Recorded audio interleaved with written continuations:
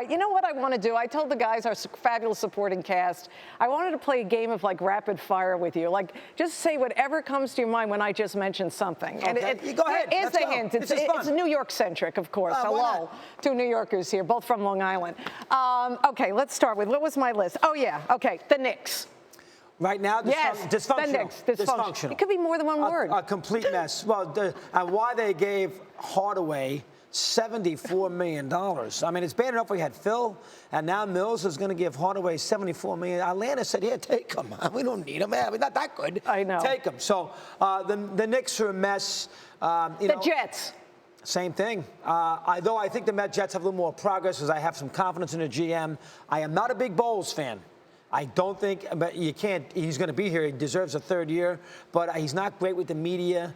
I don't think he understands game management, so I'm not big with him. But I think the Jets eventually, they got a pretty good defense. They get a quarterback. I think and once Brady can't go on forever, can he? One of these days, at this rate, yeah, Belichick's going to stay forever, and they'll still be good. But Tom's going to have to quit. I know he wants to play till he's 45. He's got a new book coming out saying how he's going to do it. He might. I would never put it past him. He was down 28-3 in the Super Bowl. That's right. But I would think the Jets eventually will get themselves going. Okay, here's one. Matt Harvey, I like to call him Mr. Page Six. Yeah, well, that's what he is. He's a diva. Matt has forgotten that it's nice to want to, go have the chef make you salmon for lunch and have people be able to wash your hair. You got to win ball games, that comes across better when you're coming off a 2-hit complete game shutout. Right. And he hasn't done a lot of that lately. Odell Beckham Jr. He is a diva. A lot of divas in New York. He doesn't quite get it. You don't go fishing with Justin Bieber 5 days before you go in a Lambo and then drop 5 passes. But he's so good. He's an acrobat. You got to put up with it.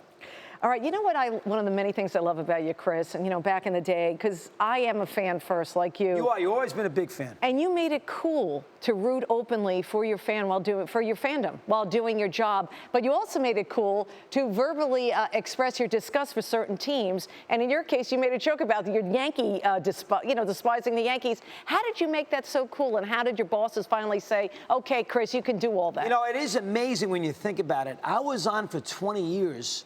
And I never rooted for a New York team. I know. Can you repeat that for our viewers? I want to Norwood to make the field goal. You're rooting against New York. When Ewing missed the layup against Indiana, I was happy as all can be. Is it better sports talk because they lose? Absolutely. When Starks was 2 for 17 in Game 7 against Houston, I was doing handstands. I was the only guy in America who was annoyed that the Rangers beat Vancouver. I forgave you for that. Forever, I was able to get away with being an anti-New York, and I hated the Yankees, as we all know, which goes back to my father more so than Mike. But they always got the last laugh. The Rangers won the Cup, the Giants beat Buffalo, won the Super Bowl, Norwood missed the field goal, and then Torre comes in and the Yankees win 4 World Championships. And then I leave, and the Giants win 3, and I can't even kill Mike about it because I'm not there anymore. So it's kind of a weird thing. But I almost did make it a cottage industry to be on a New York station, 50,000 watts, 5.5 hours a day, 19 years, and I never rooted for the New York teams. That is the strangest thing in the world. It's unique. And I was able to get away with it. Unbelievable.